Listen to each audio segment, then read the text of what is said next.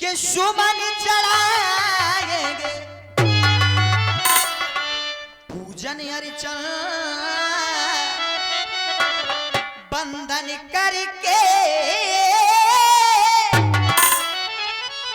चरणों में शीश झुकाएंगे।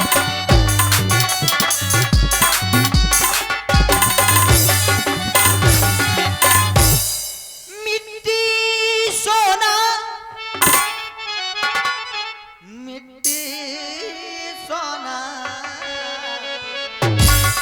ऋषिराज, यदि आप चाहो, यदि आपकी कृपा हो जाए तो मिट्टी सोना बन जाती है। सोना, मिट्टी सोना,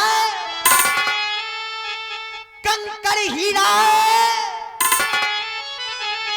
कांच जवाहर हो जाए। ऋषिराज, अगर तुम चाहो तो, ऋषिराज अगर तुम चाहो तो कतरा भी समुंदर हो।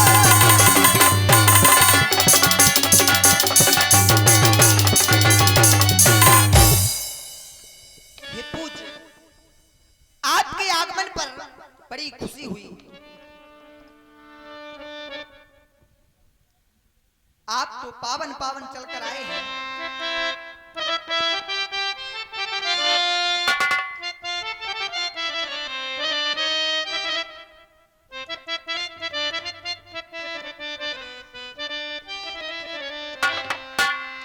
आए पावन पावन तो बड़ा पावन लगे ये ऋषि जी का आवन, ए मुनि जी का आवन सुहावन लगे। ये मुनि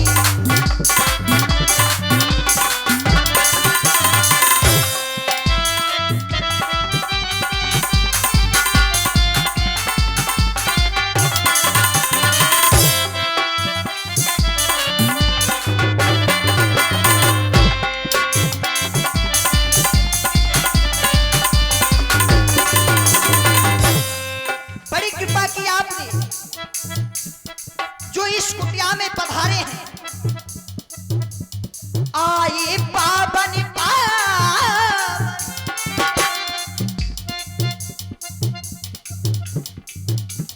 आए पावन पावन बड़ा पावन लगे ये ऋषि का आवन सुहावन लगे।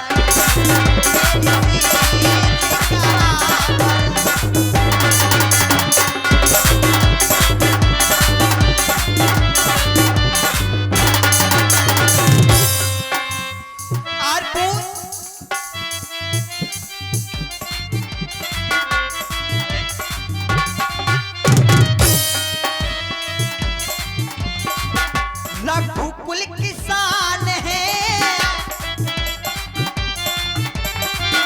आप जैसे संत महात्माओं ने रघुकुल की सदा शान बढ़ाई है। आप जैसे ऋषियों के चरणों की रज पाकर हम राजाओं ने यश प्राप्त किया।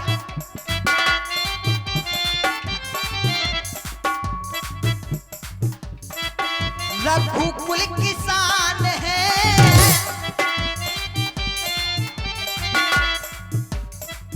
रघुकुल किसान है, ऋषि जी महान है, सुन लो सभी।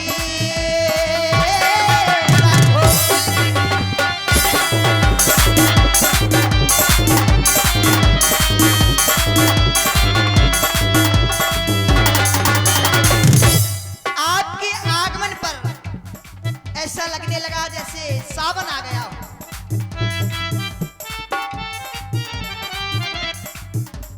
पतझड़ में भी देखो, पतझड़ में भी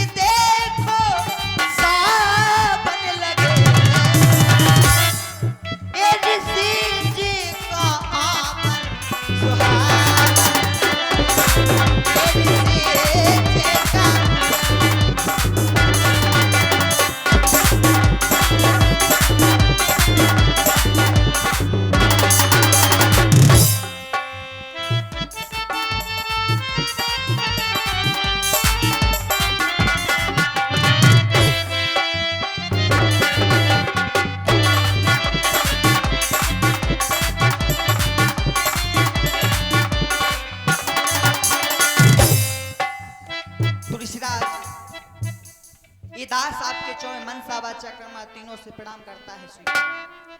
राज सेवक पुन चरण में राजन, आज ऐसा लगा तुम्हारे भाव को देखकर, भगवंत की तरह तुमने संत की पूजा की है। और जो राजा इस प्रकार से करता है वो सर्वोपरि होता है। या हम यूं कहते कि अपना समर्पण भाव समर्पित कर दिया हमारे चरणों में। अब बताओ, जब ऐसा तुम्हारा भाव है तो तुम्हें किसी प्रकार की कोई कमी कभी हो ही नहीं सकती है, ये हम कह सकते हैं।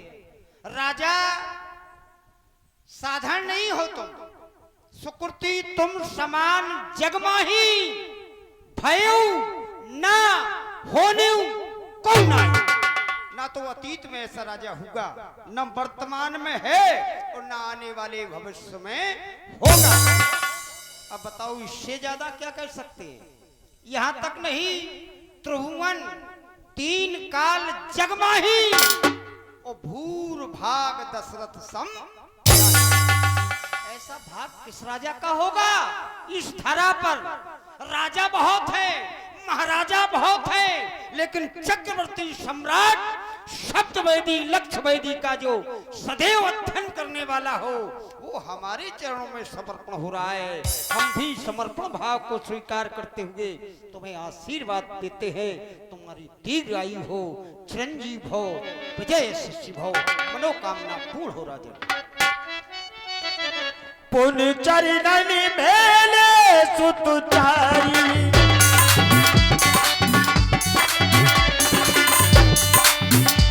पुन चरण मेले सुत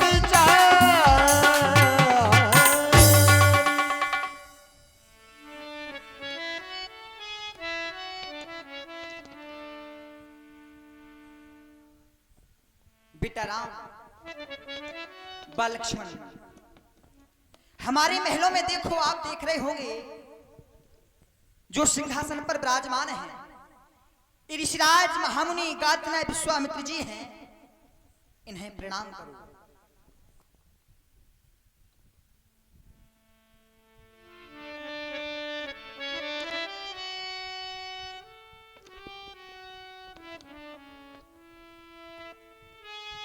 जैसे ही राज दरबार में प्रवेश किया, हमारी दृष्टि पहुंची राज सिंहासन की ओर। राज सिंहासन की ओर जब दृष्टि पहुंची तो मैं अपने आप से एक प्रश्न कर रहा था कि आज ये राज सिंहासन स्वर्ण की भांति क्यों चमक रहा है, कारण क्या है? और समीप आया तो देखा सिंहासन पर हमारे पिताजी नहीं बैठे। आज सिंहासन पर राजा नहीं बैठा है, तो क्या सिंहासन रिक्त है, खाली है? खाली भी नहीं है, कोई बैठा भी है। और समीप आया तो देखा एक संत सुशोभित हो रहे हैं। संत के तेज के कारण ये सिंहासन हमने प्रथम बार स्वर्ण की भांति चमकते हुए देखा है। एक बार जयकारा लगाएं, संत भगवान की जय हो, संत भगवान की जय हो।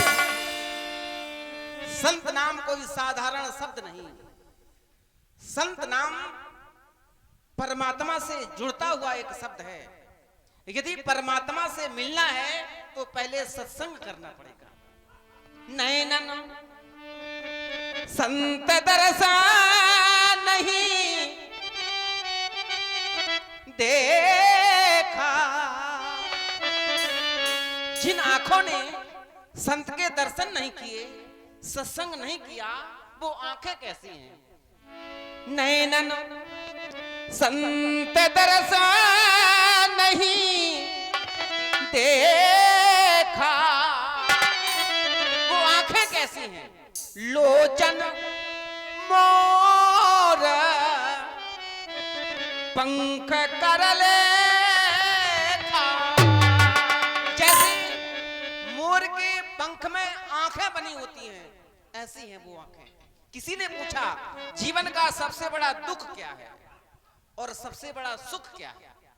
सुख और दुख के बारे में चर्चा की गई अपने अपने मत के अनुसार मनीषियों ने मत दिया, लेकिन नहीं, दरिद्र सम दुख जग माही और संत मिलन सम सुख जग नाही।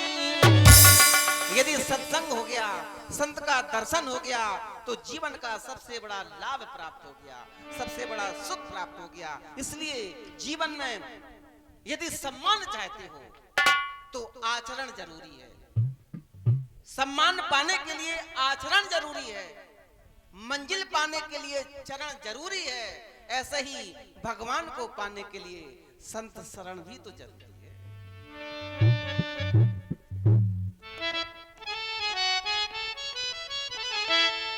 भगवान ये जब नाव, जीवन रूपी नाव, जब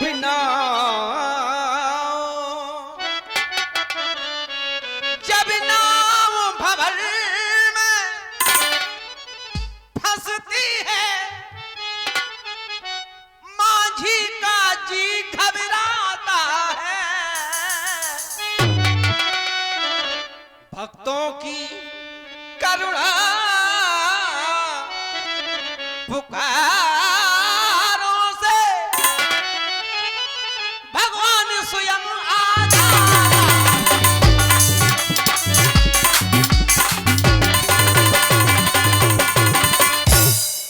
जब गज को ग्राही ने पकड़ लिया तो डूब रहा था वह जल में। भगवान ने उसे उबारा था, उस गज को आकर के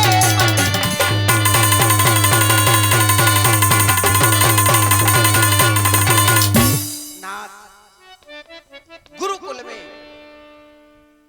रोज आपके नाम का पाठ पढ़ाया जाता था। पाठशाला में आपके नाम का पाठ पढ़ता था कि एक संत है जिनका नाम महामुनि विश्वामित्र जी है। तो मन में एक लालसा भी थी कि जिनके नाम का हम पाठ पढ़ते हैं, क्या कभी दर्शन भी होंगे? क्या कभी ये सौभाग्य हमें मिलेगा कि इन आंखों से उनके दर्शन कर पाएंगे? आज वो भी लालसा पूरी हो गई। भगवान कब से लागी लगन, आज देखे चरण। एक लगन थी, एक लालसा थी। कब से लागी लगन, आज देखे चरण। रोज अखियां नहीं